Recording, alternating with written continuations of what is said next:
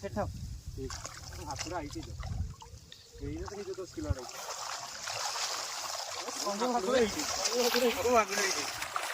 এই গন্ধেলা এই